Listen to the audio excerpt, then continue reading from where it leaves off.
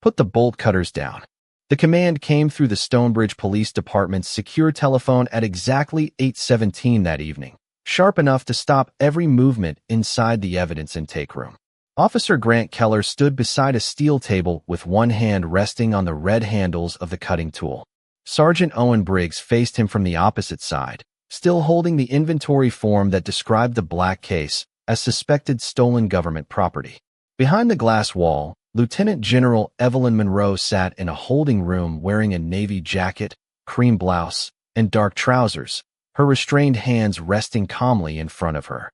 She did not rise. She did not smile.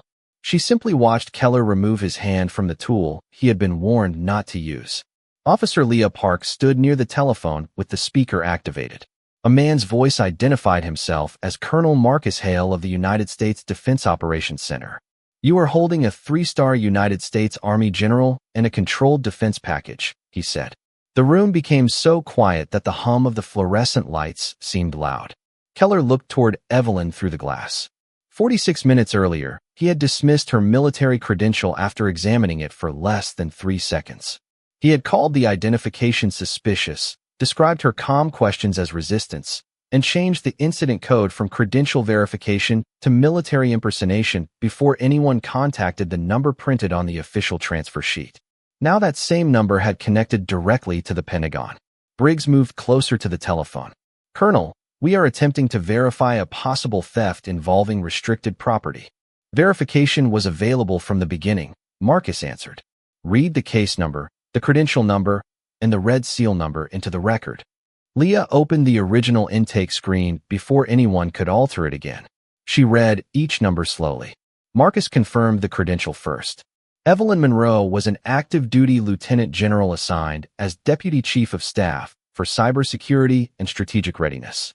He confirmed the transport order next. She had been authorized to carry the case from the Stonebridge Strategic Technology Center to a protected command facility before 8:30. Finally, he confirmed the seal. It had been registered at 7:27, electronically assigned to Evelyn 4 minutes later, and monitored continuously from the moment she left the facility. Keller's face tightened. The security manager reported that she removed it without authorization. Marcus did not raise his voice. "The access system shows that General Monroe entered with an approved credential, signed the electronic transfer, and exited through an authorized checkpoint.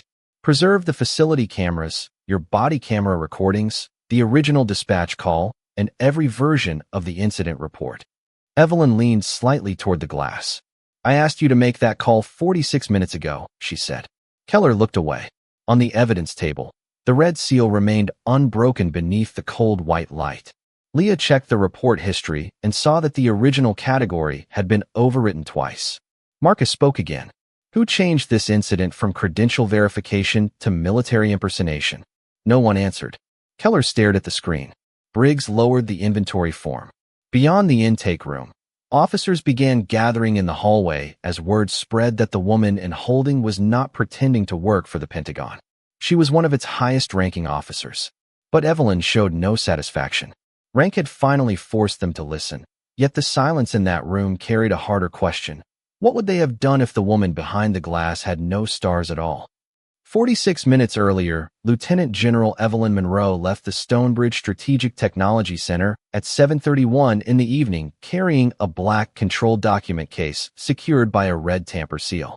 She wore civilian clothes because the closed meeting had included engineers, cybersecurity contractors, and legal advisors rather than uniformed personnel. Her navy jacket, cream blouse, dark trousers, and plain leather shoes gave no indication that she held 3-star rank in the United States Army. Evelyn preferred it that way. Authority, in her view, should be visible through discipline long before it appeared on a shoulder board. At the secure exit, a civilian transfer officer compared her military credential with the evening movement schedule, scanned the code attached to the case, and asked her to sign the electronic custody record. The screen displayed her name, destination, seal number, and required arrival time at the protected command facility, 8:30. Evelyn checked every line before signing. The case contained certified copies of a cybersecurity readiness audit that could not be transmitted electronically because several findings involved protected infrastructure vulnerabilities. A small sensor inside the handle would record any attempt to open the latches before authorized intake. The red seal provided a second record, visible to anyone who understood the warning printed beside it. Controlled defense material. Verification required before inspection.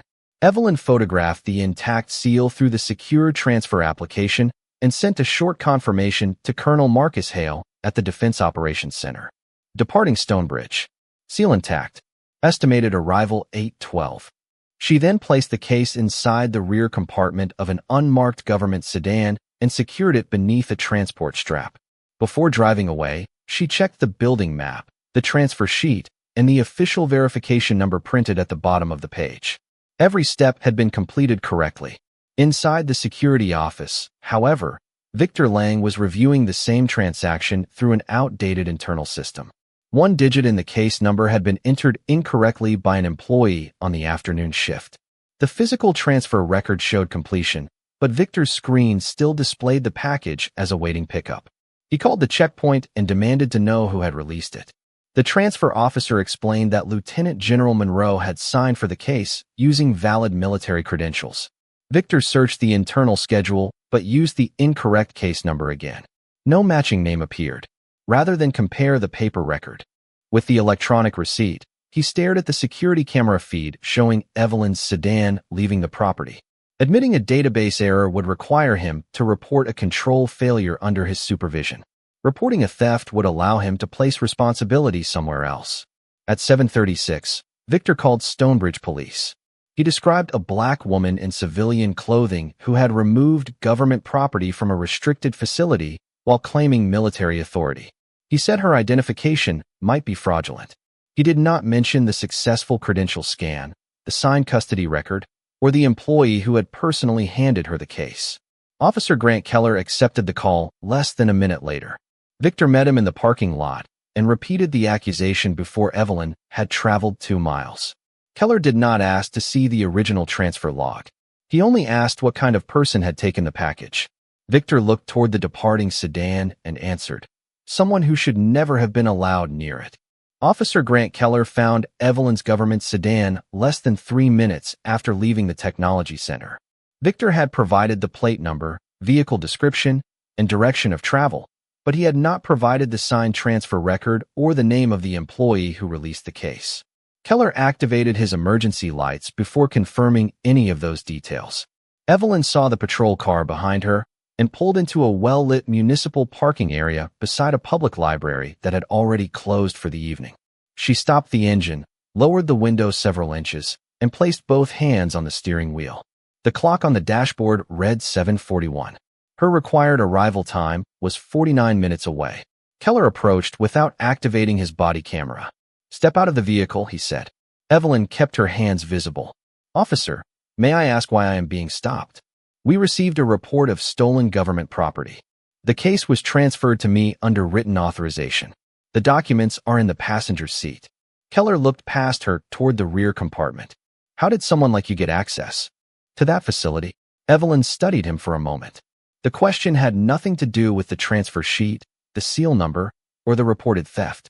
"Through an approved military credential and a scheduled meeting," she answered. "You may verify both through the number on the custody form." Keller ordered her out again. Evelyn complied slowly, taking care to announce every movement. She left her secure telephone inside the vehicle and stood near the driver's door with her hands open. Keller retrieved the paperwork from the passenger seat and glanced at the first page for less than 3 seconds. The document identified the Department of Defense, listed the controlled package number, and displayed an official verification contact. "These can be printed anywhere," he said. Evelyn removed her military credential only after receiving permission to reach inside her jacket. Keller examined the card beneath his flashlight, then looked at her civilian clothes. "Where did you get this?" "It was issued by the United States Army." "You expect me to believe you are military?" "I expect you to verify the credential before making an accusation." Keller's expression tightened. He asked her rank. Evelyn answered, "Lieutenant General." He gave a short laugh and turned toward his patrol car. Only then did he activate his body camera. The red indicator appeared after the question about people like her, after the documents had been dismissed, and after he had suggested the credential was fraudulent. For the recording, Keller stated that he had located a suspicious subject claiming to be a senior military officer while transporting possible stolen defense property. Evelyn looked directly toward the camera. Please record that you were offered an official verification number before describing either the document or the credential as false. Keller told her to stop directing the investigation. He called Victor, who repeated that the internal system showed the case as uncollected. Evelyn asked whether Victor had checked the signed handoff record. Keller ignored the question. He ordered her to open the rear compartment. I do not consent to a search, she said. The case has a monitored seal and must remain inside an approved chain of custody. Keller called Sergeant Owen Briggs and described Evelyn as argumentative, evasive, and possibly impersonating a military officer. Her voice had never risen. Her hands had never left his view. Yet the words entered dispatch before any verification call was made. Briggs told Keller to detain her and bring both Evelyn and the case to the station for further investigation. At 7:49, Keller changed the event category from credential verification to suspected military impersonation. Evelyn watched him enter the new code and asked that the original category be preserved. Keller closed the computer screen. You can explain everything downtown.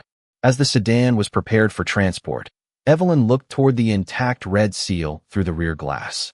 The deadline continued counting down. The system error had begun with one incorrect digit. Keller was turning it into an arrest because he trusted Victor's certainty more than the black woman standing beside the documents that proved them both wrong. The patrol car reached Stonebridge Police Department at 7:58, and Evelyn was escorted through the rear entrance while the black controlled document case was carried separately to the evidence intake room. She remained composed as officers passed between desks, glanced at her civilian clothes, and looked toward the red seal as though the case itself proved Keller's accusation. Keller entered first and spoke to Sergeant Owen Briggs before Evelyn was allowed to explain anything. He described her as a suspected military impersonator who had removed restricted property from a defense facility, refused to cooperate, and attempted to prevent a lawful inspection. Briggs had supervised Keller for nearly 10 years, and familiarity made him treat the officer's certainty as evidence. You are claiming to be a lieutenant general? Briggs asked when Evelyn was brought to the intake desk. I am Lieutenant General Evelyn Monroe, she replied. My credential, transfer order, seal number, and verification contact are in Officer Keller's possession. Keller placed the documents on the counter, but kept one hand over them. Briggs examined the military credential under the fluorescent light, then looked from Evelyn's photograph to her face. This does not prove what is inside that case. The transfer record proves that I am authorized to carry it, Evelyn said. The verification number will confirm the assignment. Please call before anyone handles the seal. Briggs turned to Keller. Did the facility manager confirm she was unauthorized? He said the package was still listed as awaiting pickup. Did he check the signed handoff? Evelyn asked. Keller looked toward her body camera lens, now active inside the station. She has been interrupting the investigation since the stop. Evelyn's voice remained even. I am correcting the record before another error becomes official. Officer Leah Park sat at the intake computer several feet away, entering the case number Keller provided. The system displayed the current classification as suspected military impersonation, but the revision history showed an earlier category, credential verification. Leah quietly saved a screenshot of both entries. Evelyn made 4 requests for the record. She asked them to call the official number on the transfer sheet, leave the case sealed, preserve the technology center cameras, and document the time Keller activated his body camera. Briggs allowed Leah to type the first request into the intake notes, then told her to stop adding procedural objections. We will verify everything after the property is inventoried, he said. Inventorying the exterior is appropriate, Evelyn answered. Opening the case is not.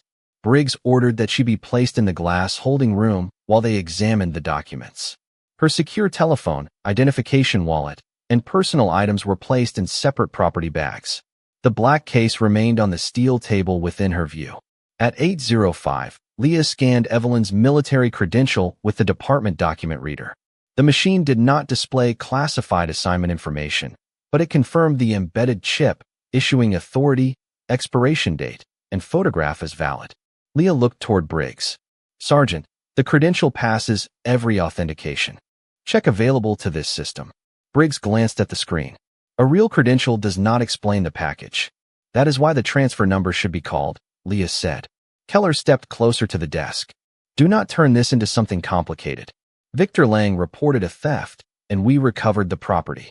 Through the glass, Evelyn watched him place the transfer sheet beneath the inventory form, hiding the verification number printed at the bottom. She raised her voice only enough to carry through the closed door. The package was not recovered. It was taken from the person assigned to deliver it. Briggs instructed an evidence technician to prepare the case for a complete inventory.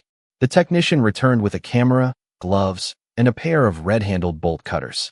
Leah looked at the unbroken seal, then at the valid credential result still glowing on her monitor. At 8:11, she copied the official number before Keller could remove the transfer sheet. Evelyn sat with her restrained hands resting calmly in front of her. The station believed the badge standing beside the evidence table. Leah was beginning to believe the record. Leah Park waited until Keller turned toward the evidence technician before opening the intake history again. The original event category, credential verification, had been replaced at 7:49 by suspected military impersonation. A second revision added attempted theft of restricted government property, even though no one had yet contacted the Technology Center's transfer officer or reviewed the signed custody record. Leah saved a protected copy of the revision history and attached the credential scan showing that Evelyn's embedded chip, issuing authority, expiration date, and photograph were valid. "Sergeant," she said, "the identification is authentic, and the report category was changed before verification was completed." Briggs looked toward her without leaving the evidence table. "Your job is intake, Officer Park. Let the investigation proceed." "Opening the case is part of the investigation," Leah replied. "That is why the verification should happen first." Keller turned sharply. "She has already delayed us with a story about the Pentagon. We recovered suspected stolen property. Inventory it." The evidence technician positioned a camera above the black case and photographed the red seal from 3 angles. The warning beside the latches was clear enough to read beneath the fluorescent lights. Controlled defense material, authorized access only, verification required before opening. Through the glass wall, Evelyn watched every step. Her restrained hands remained still in front of her. "Officer Park," she called. "The number on the transfer sheet reaches the Defense Operations Center. Ask them to verify the case number before anyone touches the seal." Briggs moved the transfer sheet beneath his inventory form. "General, you have made your request." Evelyn met his eyes. "And you have recorded it without acting on it." Keller told the technician to continue. The technician picked up the bolt cutters, but hesitated when the metal jaws touched the plastic edge of the seal. "Sergeant, this has a sensor tag," he said. "If it records the cut, there will be an external alert." Keller answered before Briggs could. "Then the alert will help identify the property." Leah looked at the secure telephone mounted beside the intake computer. Department policy allowed it to be used for independent agency verification when local records could not confirm a credential. She entered the official number she had copied from the transfer sheet. Briggs stepped toward her. "Who authorized that call?" "The unresolved federal credential in our custody," Leah said. "And the sealed warning everyone can read." The line connected to an automated federal exchange. Leah provided the police department identification code, her badge number, and the incident number. A live operator transferred her to the United States Defense Operations Center. Keller crossed the room and lowered his voice. "End the call."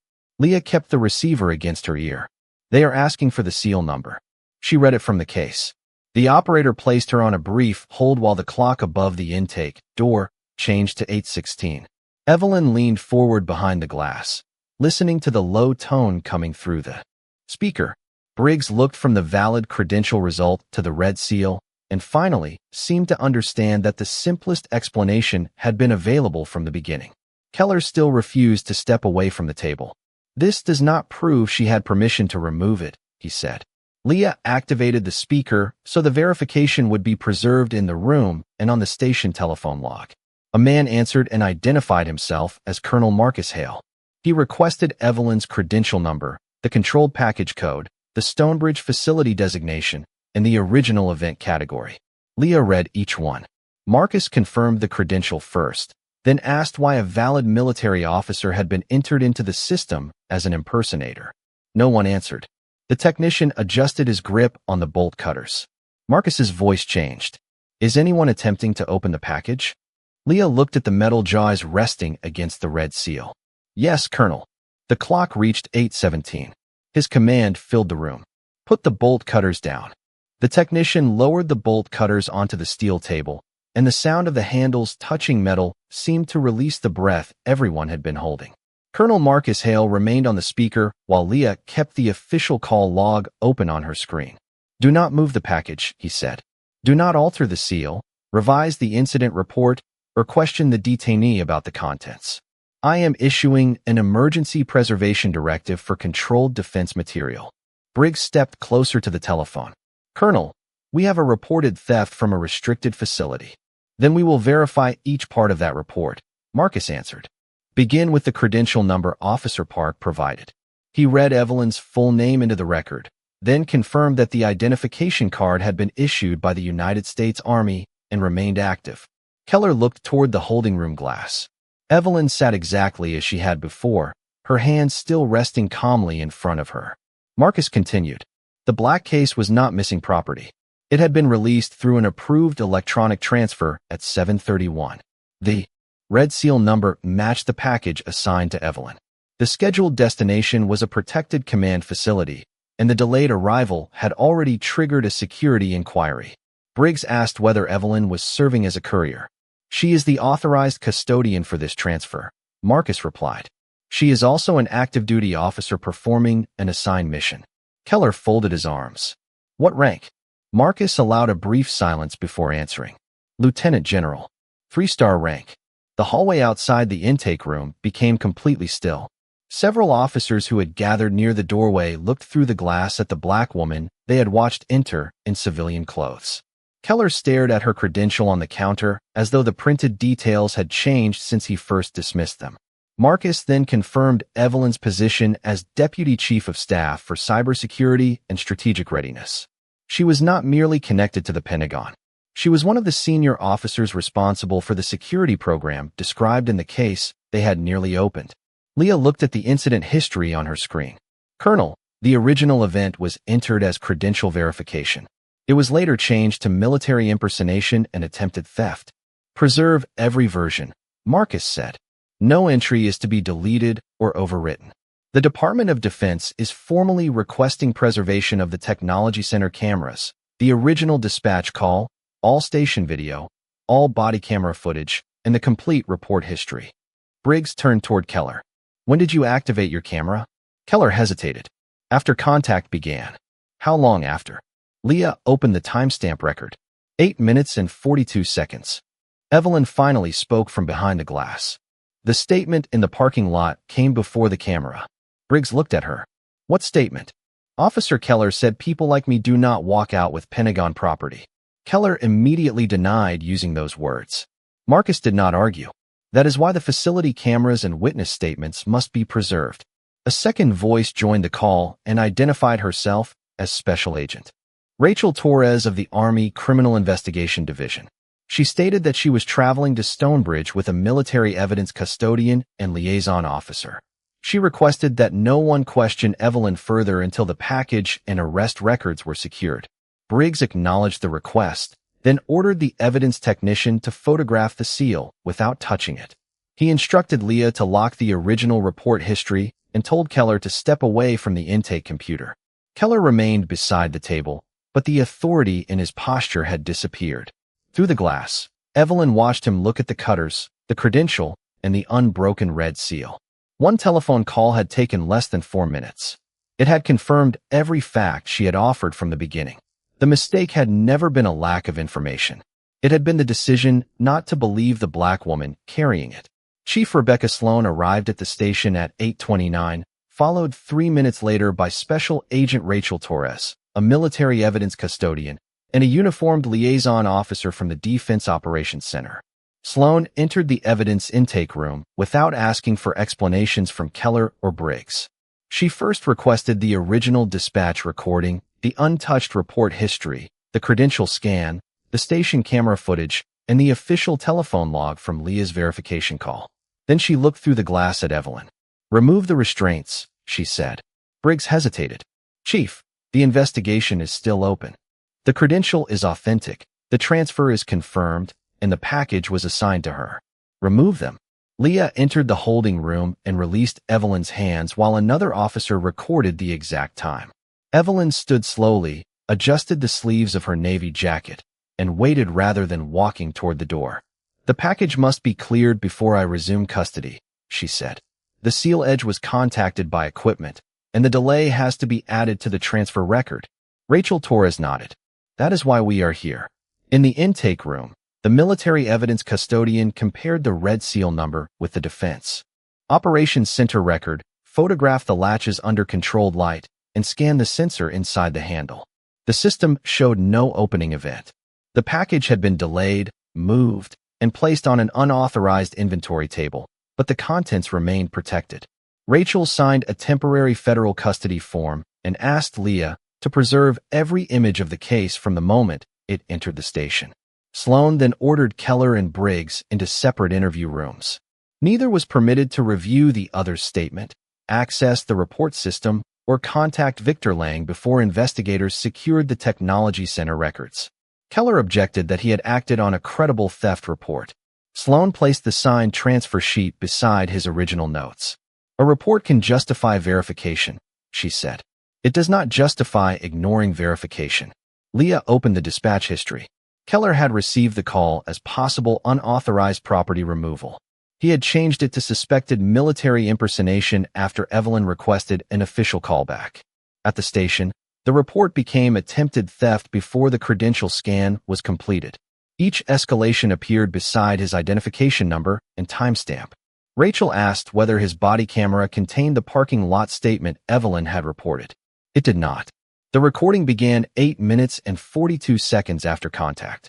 Sloan contacted the technology center and ordered Victor's security access suspended while the facility preserved hallway video, checkpoint scans, telephone records, and the original handoff log.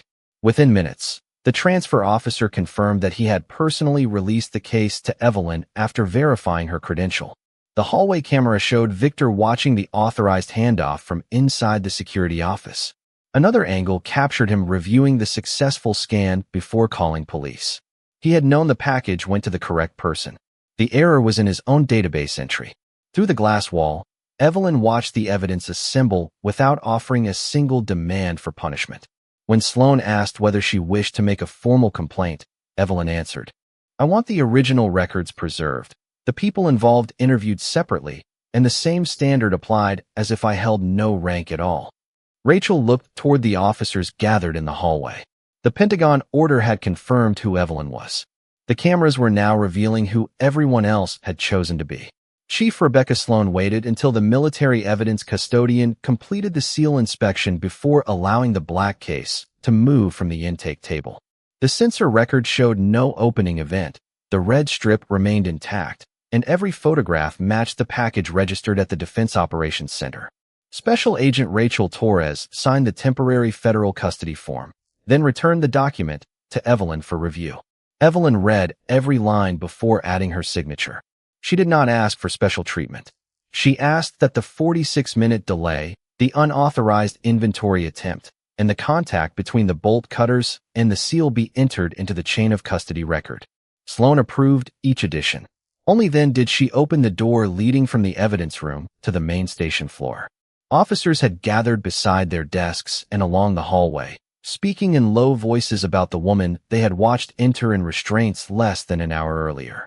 Evelyn stepped through the doorway wearing the same navy jacket, cream blouse, and dark trousers. Nothing about her clothing had changed. What had changed was the knowledge inside the room. A uniformed liaison officer from the Defense Operations Center moved to Evelyn's right, while the military evidence custodian carried the sealed case several steps behind her. Chief Sloan looked across the station. All personnel stand. Chairs moved back. Conversation stopped. Officers rose beside their desks, some with confusion, others with visible discomfort. Keller stood outside an interview room under the supervision of an internal affairs officer. His access card, radio, and badge had been placed inside a sealed property envelope pending administrative review. Briggs stood near another doorway, no longer acting as supervisor. The two military officers came to attention and saluted Evelyn according to protocol. Evelyn returned the salute, held it briefly, then lowered her hand. The police officers remained standing, not because the Pentagon commanded them, but because their chief had ordered the room to acknowledge the seriousness of what had happened. Sloan faced Evelyn. "General Monroe, on behalf of this department, I apologize for your detention, the failure to verify your credentials, and the attempted interference with protected material." Evelyn accepted the words without smiling. "Respect should not begin after rank is confirmed," she said. The sentence traveled through the station more quietly than any command. She looked toward Leah, who still stood beside the intake computer. Officer Park understood that verification protects the public and the officer at the same time. She made the call everyone else refused to make. Leah lowered her eyes, overwhelmed by the attention. Evelyn continued, "Do not stand because I am a general. Stand because your oath should have stopped this before my rank mattered." No one answered. Keller looked toward the floor. Sloan informed him that he was suspended from duty pending an independent investigation into the arrest, the delayed body camera activation, the altered incident classifications, and the statement reported in the parking lot. Briggs was removed from supervisory responsibility while investigators examined his decision to ignore authenticated documents and authorize the attempted opening of the case. Neither man was declared guilty in that moment. The records would decide what followed. Rachel Torres transferred the protected case back to Evelyn under a revised custody entry, and the liaison officer arranged an escorted vehicle to the command facility. As Evelyn crossed the station, every person remained standing. The salute recognized her rank, but the silence recognized something harder.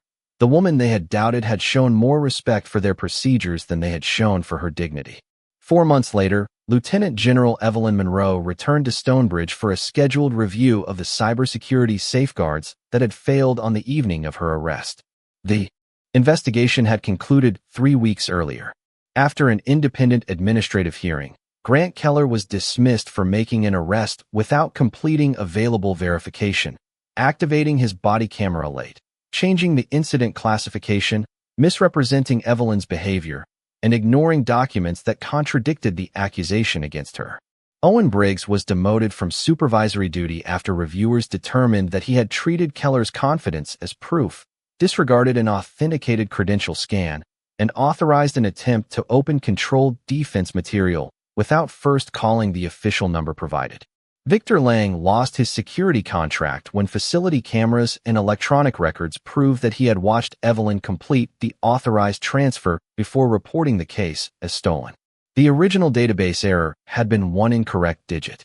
His decision to hide it had turned a routine correction into a false arrest. Stonebridge Police Department adopted new rules preventing officers from replacing an original incident category without preserving every earlier version. A delayed body camera activation now generated an automatic supervisory alert. Federal and military credentials had to be verified through independently located agency contacts before an impersonation charge could be entered. Internal Affairs also reopened 6 previous arrests involving Keller, all concerning Black residents described as hostile or deceptive after asking officers to verify documents. Evelyn did not participate in those decisions. She provided her statement, confirmed the chain of custody record, and stepped away. Her rank had forced immediate attention, but she wanted the department to examine what happened to people who carried no official card capable of making a secure telephone ring. On the morning of her return, she entered the station through the public lobby without an escort and without wearing her uniform. No order was given for anyone to stand.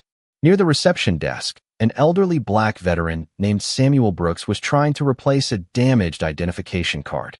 Water had blurred part of the document, and the electronic reader could not confirm the number.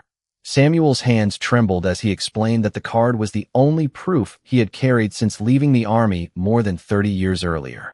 Officer Leah Park did not accuse him of presenting false identification. She did not call for restraints or move his paperwork into an evidence bag. She offered him a chair, contacted the Veterans Records Office through an independently verified number, and asked another employee to witness the callback.